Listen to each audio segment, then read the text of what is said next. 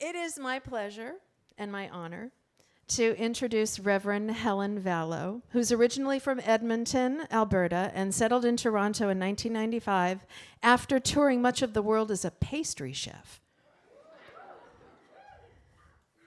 I got it from you. A senior facilitator with the Hoffman Institute of Canada, a New Thought minister, coach, and certified heart math trainer. Hint, hint, heart math workshop after today. Partner, mom, and adventure seeker, Reverend Helen brings 25 years of experience, passion, and heart to the table. She continues to ask the question, what else is possible? And here she is to answer that and more today. Reverend Helen Valleau. As soon as I get you talking. Yeah, I know, that's it. Okay. As long as you know what you're doing. I know if it's going to show up. And I'm not touching that clicker. Oh, no, I'm not. Oh, good morning. Good morning. It is such a pleasure to be here. And I've spent 5 days on a cruise with so many of you. And I have to say, woo, thank you. You made me feel so at home and so included. And I think that's just an incredible representation of what this larger community is. So thank you for that. And can I move this? Yes. Oh, good. I move around a lot. Turn out of your light. Oh, yeah. Yeah, lighting is everything. I know. So this song is my song. I spent so many years hiding, so many years afraid of being seen, of not being willing to claim all of who I am. And, you know, I want to take a few words, lyrics from the song. Hide away, they say, because we don't want your broken parts.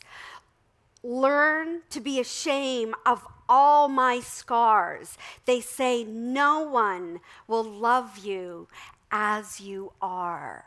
And, you know, I was a prisoner of my past. I didn't realize that that was an experience to have, but it wasn't a life sentence. And it wasn't until I came to these teachings that I learned I am not bound by my history. And that is one of the most incredible things about this teaching, is we teach that there is nothing in our past that can hold us back if we choose from stepping into the light and really owning our greatness. But in order to do that, we have to know that the wounds from our history are not to be feared, to see them as sacred wounds, to no longer use those scars to deny who we are, to push it away, to wear the masks and pretend that everything's okay. And I think there it is. The master of disguise. The master of disguise is actually something that's quite deep within us. It is something that we take on unconsciously, unknowingly, often in utero, and no one's sitting down in their crib at 2 saying, I think I'm going to feel flawed. And what I'm talking about is shame. All of us are born into this world as pure potential. Pure potential. Pure potential to be love, pure potential to be joy and laughter and abundance and grace and peace and feel that connectedness and oneness. Unfortunately, I don't know, maybe you did, but I didn't have parents who reflected that back to me. I didn't have people in my life reflecting that back to me. And what I learned is that somehow at my core, I'm flawed. And my actual core shame statement is, I'm illegitimate. Well, actually, I am. But it wasn't until 2010, and I was sitting at dinner with some friends, I was writing a book and I said, I need this to be legitimate work. And I'm like, legitimate? And all of a sudden it clicked. My entire life I've been trying to legitimize myself because I was illegitimate. My mother was almost 40. My dad was married to another woman. This was in the 60s. She got pregnant with me. It was a big secret. Didn't find out until my mother passed away when I was 20 that my parents weren't married. But the moment I made that clue that, oh my God, I never felt like I deserved to be here, that I was worthy of being here, I could see my entire life and everything that I had set up to that point was all to prove that I was good enough. And yet, at the same time, I was really good at sabotaging myself. So in that moment, I could start to go, wait a minute, I have a right to be here. I have a right to be seen. I have a right to feel safe. I have a right to be loved. And I have a right to show up in all of my stuff, not just be this. I worked really hard at being perfect. I had to be perfect at everything. My parents were huge perfectionists.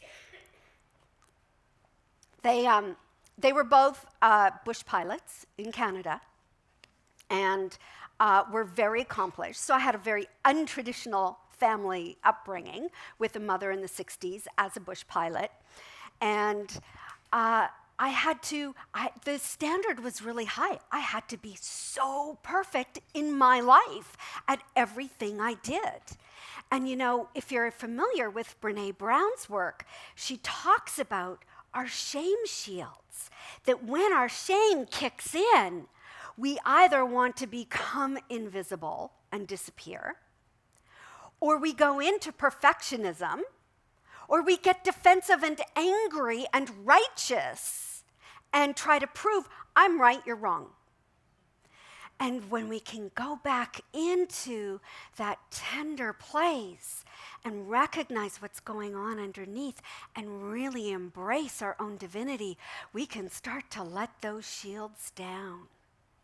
And we can show up in all of who we are.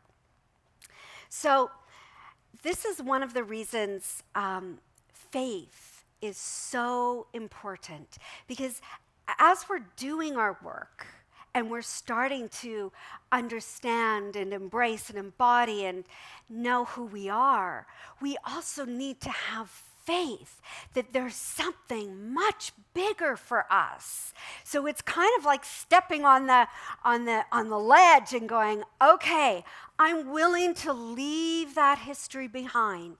And I don't know what's really out there, but I'm going to have the faith and the knowingness that because I'm on this deep, rich, powerful spiritual journey, there is more.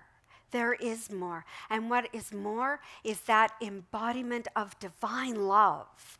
And it is a mystery of the journey of standing out there going, yeah, okay, I'm willing to step out into that. No matter what my history was, I will not be defined by that anymore.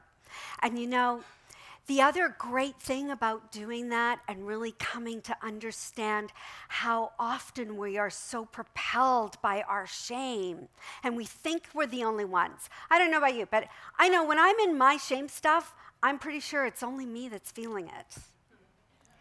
And yet, we all, and after I think it's about 25 years of scientific research, it has been shown that there isn't one single person on this planet that doesn't feel shame, including the Dalai Lama. We all have it because we didn't have that divine love mirrored to us 24/7. We got all this other imprinting and messages about who we are that weren't the healthiest and most constructive. So, we're not the only ones. Actually, in the entire history has felt that shame and the pain. And it is when we recognize that we're in our oneness in that experience as well. We're not alone. Our pain is not just our own. And you know, as children, we take from the outside and we bring those beliefs to the inside about ourselves. And now our work is to do the inside work and release those limiting beliefs so that we then can know from the inside out who we are. So I'm the first to admit that sometimes I see my wounds and my scars as obstacles. They get in my way. I wish they would just disappear. Like, really? I've been doing this work for 25 years. How much longer? When do I arrive? The thing is, though, what we need to do is see those scars, those wounds, as divine opportunities for healing. They come up for us to embrace and unfold in love. What we want to do is deny them, ignore them, or try to escape from them. And that's where our addictions come in really well. They're a very handy tool to just escape from those painful feelings. But all of our emotions, they all give us information. We can't deny them. It is so valuable. They orient us in our world. So to disconnect from our heart and to be only in our heads thinking, yeah, okay, I'm just going to say treatment and I'm going to demonstrate a few great things here and it's all really good. And, oh, look, I am a metaphysician because I got the perfect parking spot and I just attracted more money to me. So life is good. But what happens is then people bump up against the harder stuff and go, crap. This stuff doesn't work. No, it does work. Yes, it works. But it's our job to be willing to take a look at what those scars are and to move through them to heal them. You got to feel it to heal it. You can't go above it. You can't go below it. Can't go around it. You got to go through it. So, Jean Houston said, if you keep telling the same small, sad story, you will keep living the same small, sad life. And so when we keep telling our story, that's not helping us. We need to feel it, move through it, and be done with it, and step into something greater. Because we have a choice on what we create. And what we create tomorrow is based on what we are doing and how we're showing up in consciousness today. So to create from love and faith versus the old masks of the past. We don't need them. They're not serving us. And so, it's funny because in this teaching, and Ernest Holmes says, the first great discovery we made was that we could think. We could think and we could plan and we could execute. And the result of this discovery is that we understand our thoughts are creative. And yet we also need to awaken that inner knowing in our heart space of who we are so we can dissolve those masks. And that going into the heart space and being present deep within the heart is the way to integrate the mind and the heart, so they're working together as one. One of the great things they've discovered, and you'll learn more about this if you come to my heart math workshop, is there's a new discovery that there's 40,000 what they call neurite cells in the heart. that is considered to be the first brain of the body, because it was our hearts in utero that developed before our brain. And it was the heart that was sending messages. And it's the heart that takes in the information. We take in the information first through our heart space, and then it sends messages to our brain and then to our body. So when you think you're having that gut reaction, two other actions have happened first: heart to brain and then to body. And so all that information that we take in is either supporting us or it's locking us down. And what we want to be able to do is to really start to speak about our emotions instead of holding them in. Most people think, oh, you know what, if I don't talk about it, it's just going to go away and it'll get better. And it'll reduce the intensity. But that's not what happens, because when we try to suppress our emotions, our limbic system, our emotional system, stays at the same intensity or gets worse, and it actually reduces our cognitive function, which is why you can never reason with a 2-year-old when they're having a temper tantrum.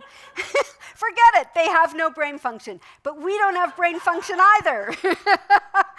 That's what happens when we become 2-year-olds and we're in our hissy fits. We have no brain function whatsoever. It kills our memory, which is often why in fights people go, I don't remember you saying that.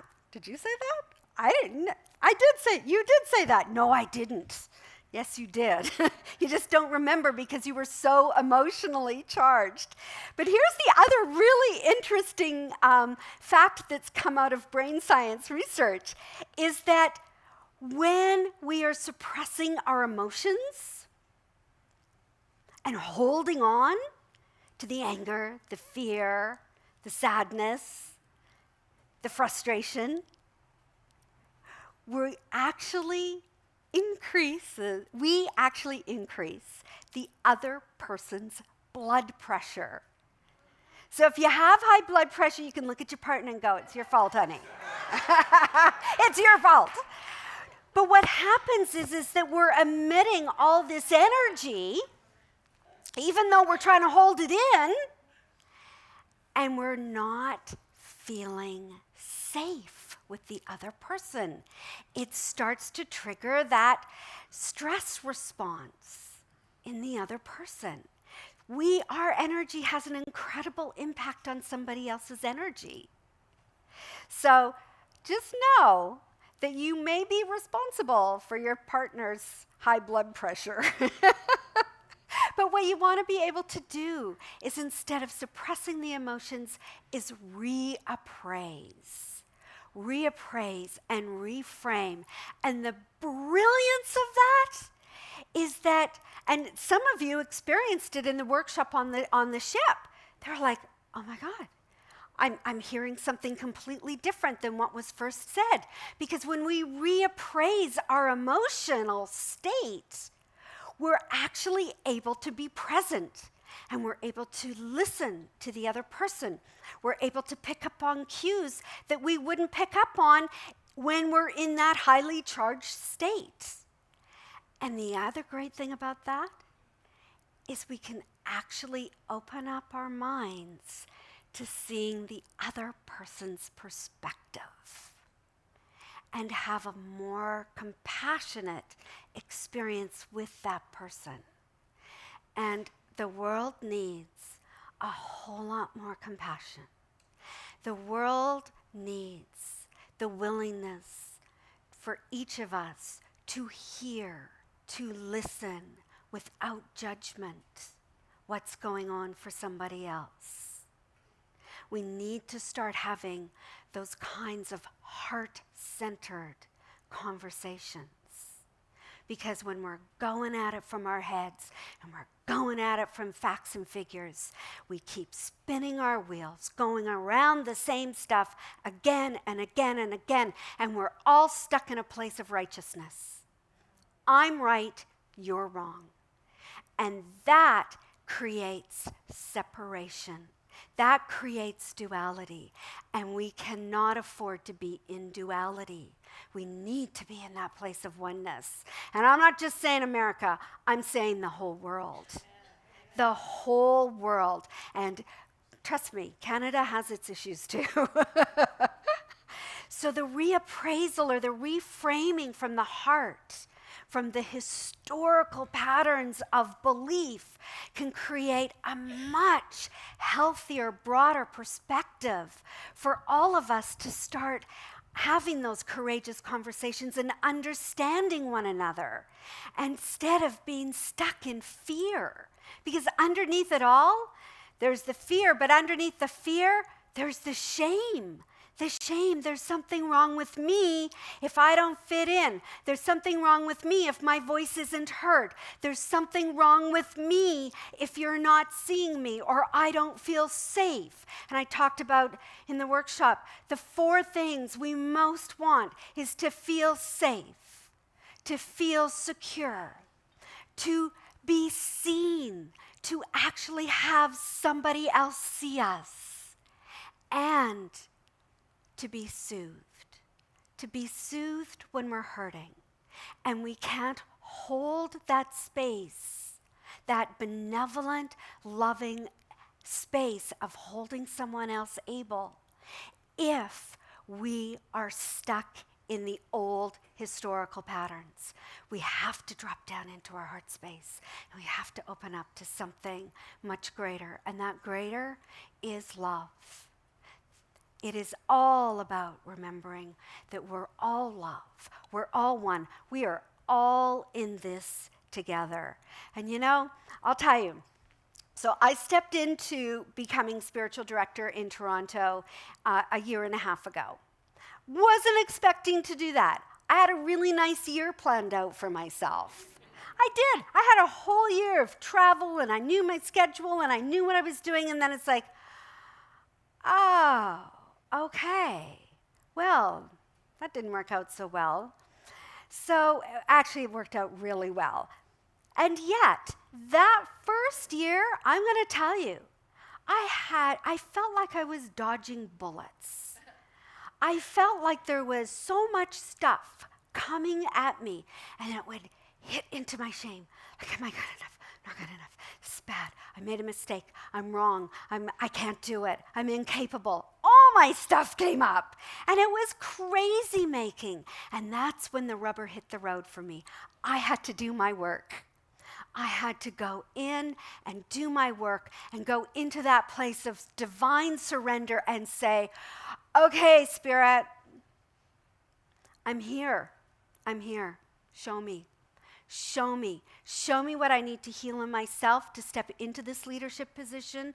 Show me how I show up as myself, not trying, because I could be very good at pleasing other people.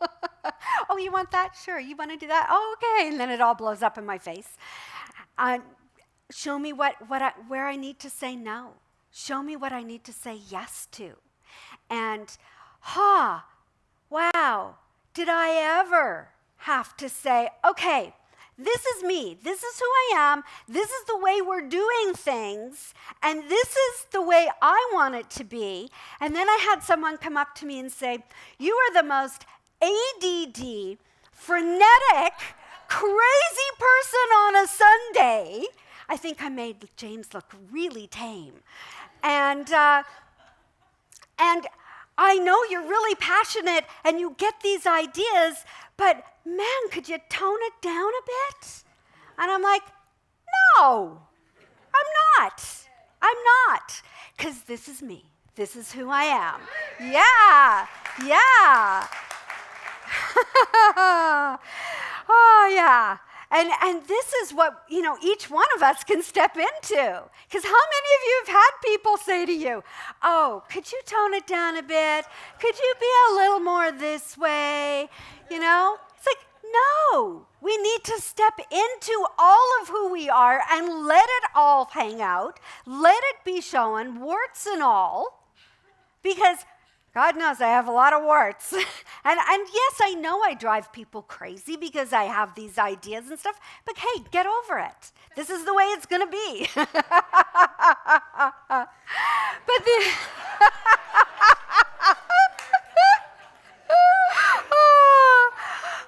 because this is what we do as religious scientists. We open ourselves up to new thoughts, new ideas, new ways of being, and we have to say yes to them if they're coming through us. If we say no, we're just putting on a mask again. No more masks. Yeah, let's be this building force, this mental force that lets us just step into the sunshine and say yes to life, yes to living, yes to unity and harmony and oneness, and yes to our greatness. Because what this does, it creates a tide of love. And it allows other people to step in and be a part of that tide of love that eventually will just blanket the entire universe. And we all feel the harmony and the oneness and the caring and the sharing and the knowing that we are all God. So I want to finish off with, it is an ancient Chinese proverb. When the winter is severe, the pine trees stay green throughout the year. Is it because the earth is warm and friendly? No. It is because the pine tree has within itself a life-restoring power. And that's what each one of us have, is that life-restoring power. And we are the captains of our own fate. We are the masters of our soul.